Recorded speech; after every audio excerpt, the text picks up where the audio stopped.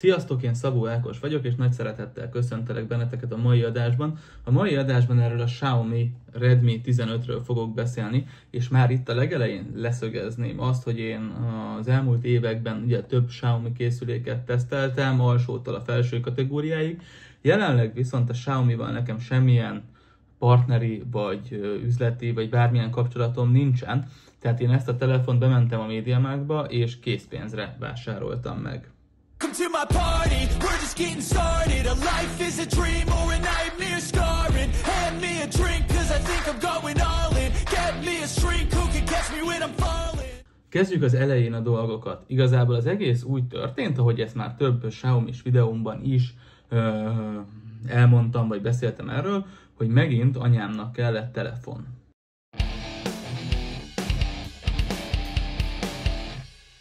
Na most, amikor egy idősebb embernek veszünk telefont, vagy amikor a gyerekünknek veszünk első okos telefont, vagy amikor saját magunknak veszünk olyan okos telefont, amely az árérték arányban elvileg kiemelkedőt fog nyújtani, akkor azért előbb-utóbb mindenki találkozni fog a Xiaomi-val, mint márkával.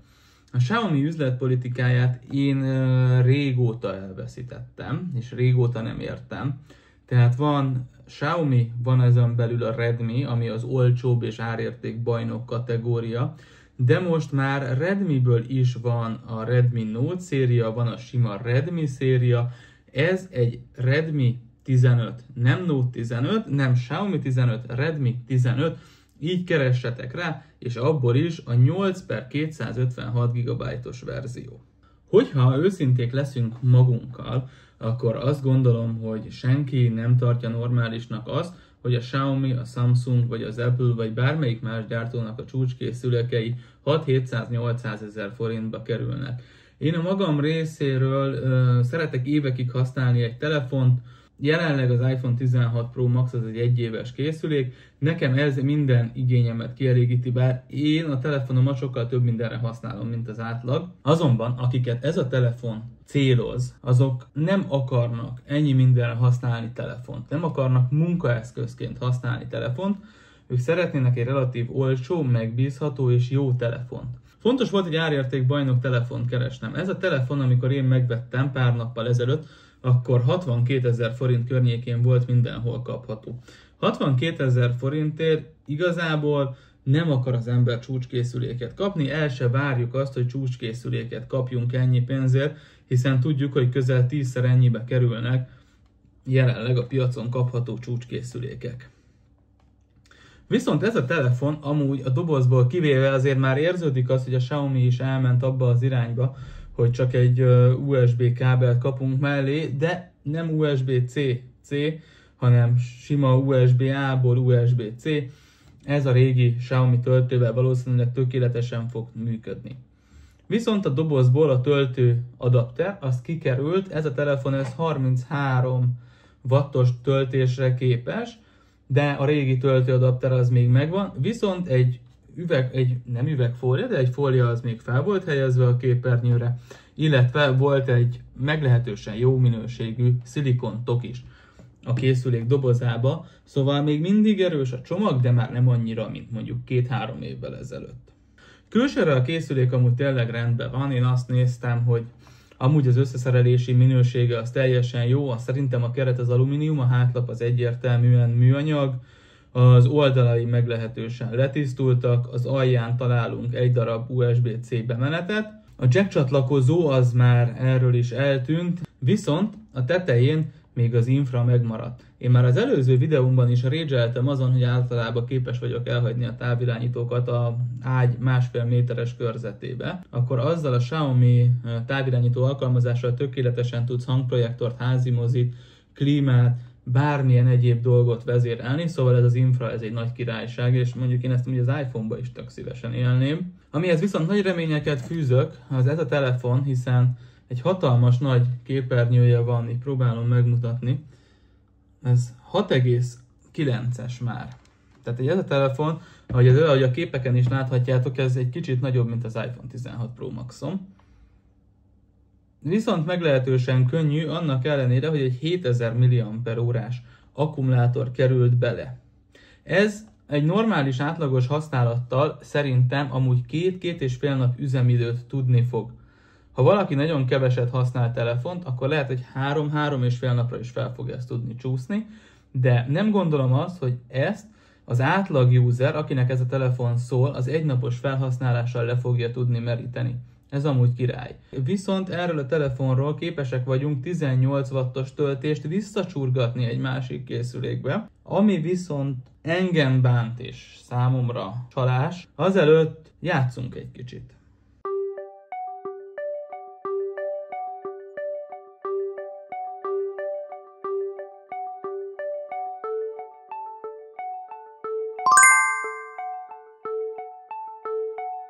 Igen.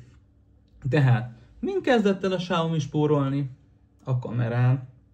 Ami nem is lenne baj, hiszen hogyha a telefont kézbe vesszük, akkor azt látjuk, hogy egy 3-as kamerasziget van a készülék hátulján, ugye? Hát nem. Ez 2 darab kamera. A harmadik kamera az dísz. Őszinte leszek veletek, ez kibaszottul ciki. Tehát én sok mindent elviselek a gyártóktól, de az átbaszást azt nagyon nem szeretem. Tehát minek kell azt kommunikálnunk kifelé, hogy 3 kamerás a készülék, amikor egyáltalán nem az. Ezt, hogyha bárki el tudja nekem magyarázni kommentbe, azért iszonyatosan hálás leszek, és nagyon szépen meg fogom köszönni, mert nem találok rá magyarázatot. Most a kameraképekről mutatok egy pár bevágást. Tegnap mentem ki, próbálgattam, igazából ilyen szürke őszi ködös idő volt.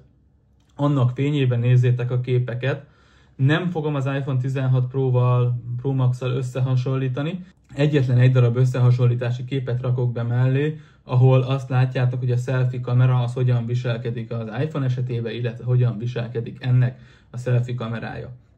Amúgy a hátsó kamera az egy 50 megapixeles egység, van mellette egy nem tudom hány megapixeles. Senki nem fogja használni, hiszen ahogy átváltunk 2-szeresre, teljesen elúszik a képminőség. Amúgy az 50 megapixeles képei azok meglehetősen nappali fénybe, ideális körülmények között meglehetősen jó.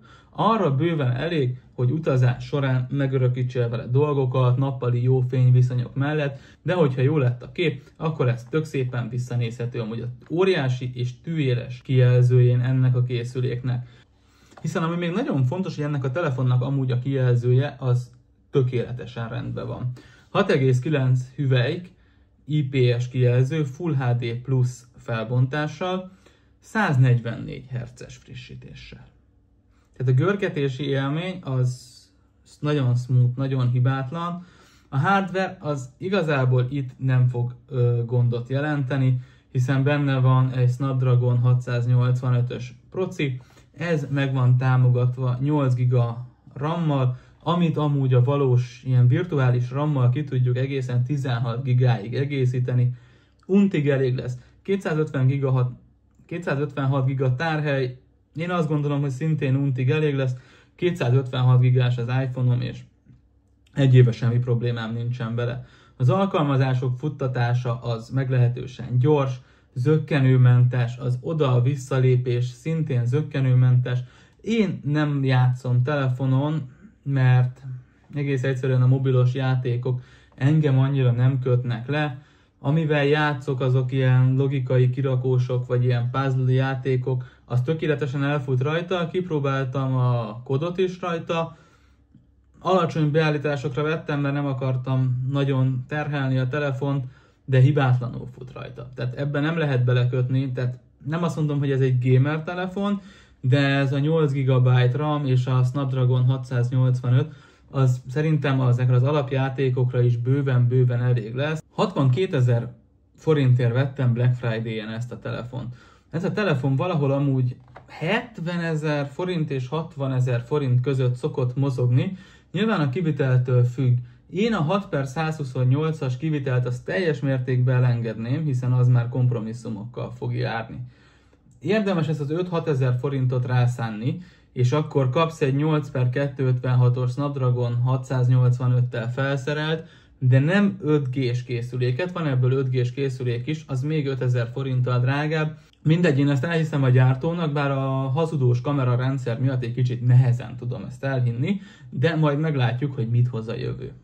Szóval visszatérünk az első felvetéshez. 62 000 forint ez a készülék, és 62 000 forintért kapunk egy elfogadható kamerát, egy kiemelkedően jó üzemidőt, egy megfelelően jól kinéző készüléket, leszámítva a hátsó kamerát, dual SIM-es, tehát minden megvan igazából benne, amire az első okostelefonnál egy fiatalnak szüksége van, lehet rajta játszani, lehet rajta közösségi médiát görgetni, a 144 Hz-es, 6,9-es, IPS, HD plusz kijelző, amúgy tényleg tökéletes.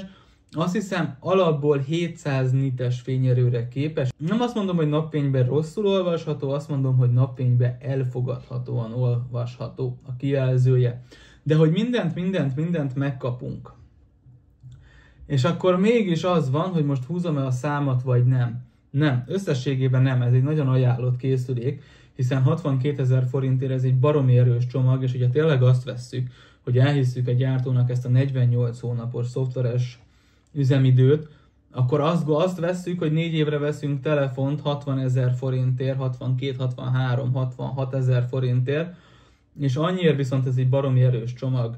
Jár hozzá fólia, ami amúgy nem egy nagy szám, tehát nem üvegfólia, nem is hidrogén, hanem ez a sima gagyifólia, jár hozzá egy tok, jár hozzá egy kábel.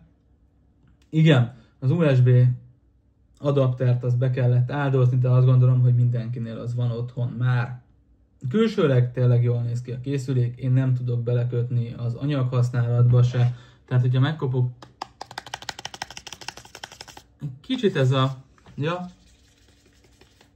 a kopogós, csiszogós műanyag, amúgy gyűjti az új lenyomatokat, mint az állat, de van egy ilyen homokszort, texturázott felülete, amúgy jól néz ki, a kamerasziget kiemelkedik, alumínium, szépen le vannak az élek polírozva, a keret az szerintem az is alumínium,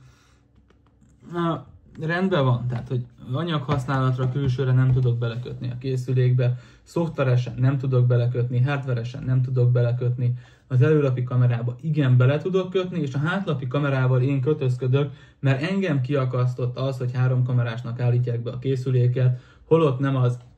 Szerintem ez vérciki, meg hódgagyi, de amúgy a képek, azokat nézzétek meg, nem rosszak, tehát mondom, az átlagos felhasználásra tökéletes lesz. Na most, hogyha azt vesszük, hogy a konkurenciánál ez a csomag 100 000 forintba kerül, a Xiaomi-nál meg 62 000 forintba, akkor szerintem el is dőlt ez a kérdés, tehát én mindenféleképpen nyugodt szívvel tudom ajánlani ezt a készüléket, de nem kell tőle azt elvárni, amit egy csúcskészüléktől. Nem is szabad úgy kezelni ezt, mint egy csúcskészüléket, ez jelenleg a belépő kategóriának kicsit a közepe, de hogyha 8 GB-os 256-os belépő telefont akarunk, akkor ennek a készüléknek igazából nincsen konkurenciája. 60 000 forintért pedig ezekkel a kompromisszumokkal együtt lehet élni, sőt együtt is kell élni. Azt gondolom, hogy a nagy kijelző, a jó aksi és a jó üzemidő az bőven kárpótol azért, hogy egy kamerával átvernek minket, a fólia, a tok, a kábel és ez a 48 hónapos szoftveres garancia, ez is kárpótol azért, hogy valahol egy picit a selfie kamerába akár kompromisszumot kell kötni, vagy abba, hogy néha-néha a 144 Hz-es adaptív képernyő frissítés miatt valami valahol megröccen. Ennek a telefonnak most nincsen konkurenciája, vannak benne hiányosságok, vannak benne hibák, és vannak benne olyan gyártói disznóságok, amelyeket szerintem jobb lett volna elkerülni, ki lehetett volna küszöbölni, viszont azt is tudom, hogy ha ez a készülék megkapja a 108 megapixeles kamerarendszert, és megkapja a 3 tényleg valódi kamerát, kap egy 67 wattos gyors töltést, akkor a Xiaomi Redmi Note 15-nek, meg a 15 Plus-nak lenne a legerősebb konkurenciája. A csomag erős, szerintem megéri most ezt a telefont megvenni, szerintem megéri karácsony előtt ezt a telefont megvenni anyukának, apukának, nagyszülőnek, gyereknek, vagy egész egyszerűen csak magatoknak, hogyha 60 000 forintért szeretnétek egy olyan készüléket, ami ki fog titeket szolgálni, elégedettek lesztek vele. Köszönöm szépen, hogy megnéztétek ezt a videót, én Szabó Ákos voltam, találkozunk legközelebb, sziasztok!